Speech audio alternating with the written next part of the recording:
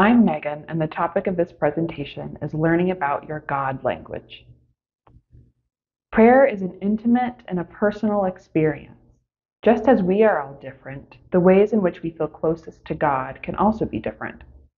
From 1 Corinthians chapter 12, verses 17 to 20, if the whole body were an eye, how could it hear?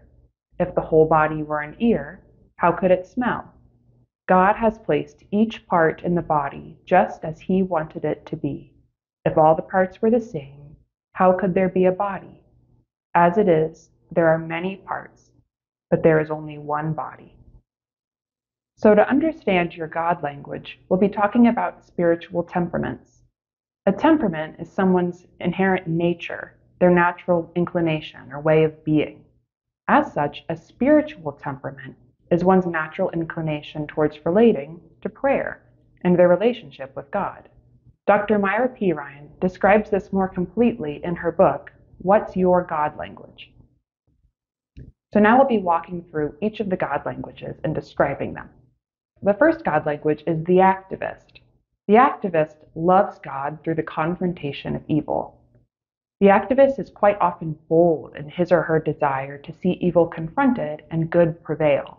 In fact, the activist will often get involved in spite of the personal cost. The activist is wired by God to courageously come against evil and rally for good. When the activist is confronting wrong, the result is a greater sense of solidarity and fellowship with the triune God. Some examples of the activists in the Bible are Moses, Elijah, Habakkuk, Nehemiah, and Amos. Another God language is the ascetic, and the ascetic loves God through simplicity and solitude. The life of an ascetic is fundamentally an internal one, and the ascetic works hard to develop that inner life. Believing that silence is a gift, they sometimes view words as burdensome, dissipating one's energies and distracting one from giving their total attention to God. Distracted by the senses, ascetics appreciate a low level of sensory input. Simple living conditions and environments, as well as simplicity in one's dress and lifestyle, are actually valued. The mere act of walking into a barren, quiet room in a monastery can cause an ascetic to begin to move toward worship. Some examples of ascetics in the Bible are John the Baptist, Daniel, and Joel. The next God language is the caregiver.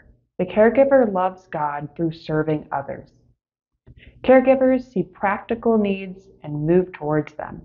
They are servants, doers of the word, hands-on types whose spiritual pace is quickened when they are helping in concrete ways. Caregivers feel closest to God when they are laboring for Him in His kingdom. Even though caregivers may not look like others in a typical Christian setting, they feel most joy-filled and alive not during prayer or when they are studying theology, but when they are serving, volunteering in ministry, or helping another person accomplish God's work. Caregivers in the Bible include Mordecai, Ruth, and the women who come to the tomb. Or your God language might be the contemplative. The contemplative loves God through adoration. Contemplatives enjoy basking in the warmth of God's love and spending extended time simply delighting in God's presence. Their first work is the work of adoring God, and they see all of life as an opportunity to develop a deeper friendship with Jesus. Contemplatives may talk openly about intimacy with God, and they tend to be at home with their more mystical side. Examples of contemplatives in the Bible include John, the beloved apostle, and Mary, the sister of Martha and Lazarus. Another God language is the enthusiast. The enthusiast loves God through mystery and celebration. The enthusiast loves God with gusto. Deeply inspired by joyful celebration, enthusiasts are usually quite comfortable expressing emotion when praising God. You may see them cry or kneel or even lie prostrate during worship as they feel the Spirit's leading. They like to pray and be creative, and they are known for keeping things alive. Biblical examples of the enthusiast include King David, Miriam, and the Samaritan leper. Or your God language might be the intellectual. The intellectual loves God through the mind. Intellectuals love God best through using their minds to ponder Jesus and his truths. By understanding Scripture and being involved in all forms of cognitive activity, they see faith as something to be understood as much as experienced. For them, right thinking is essential, and they love learning new things about God and his kingdom. In fact, they get bored when their minds are not fully stimulated. Biblical examples of the intellectual include Solomon, Paul, Apollos, and Aquila and Priscilla. Another God language is the naturalist. The naturalist loves God through experiencing him outdoors. Naturalists feel closest to God when in the outdoors. Something inside their souls come alive when they are surrounded by God's splendor in nature, be it the mountains, the desert, the plains, or the beach. Biblical examples of the naturalist include young King David, Isaiah, and John the Baptist. Another God language is the sensate. The sensate loves God through the senses. Those with sensate spiritual temperaments use all of their senses to more fully focus on Jesus.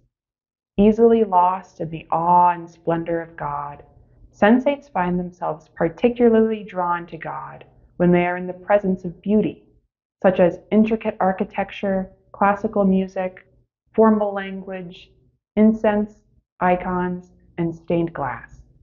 For the biblical example of the sensate, to say that God is the God of the sensate is an understatement, for the Bible is brimming with instances in which the Lord himself employed all of the senses to give his people greater knowledge of himself. The final God language is the traditionalist.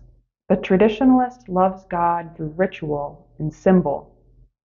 Those with traditionalist spiritual temperaments are simply taking remembering and converting it to matters of the faith. Traditionalists enjoy worship, prayer, communion, Bible reading, and other faith practices when they are done in familiar ways, realizing that these rituals help them join hands and hearts with the saints of old. Something about continuity and sameness ushers in the presence of God for the traditionalist.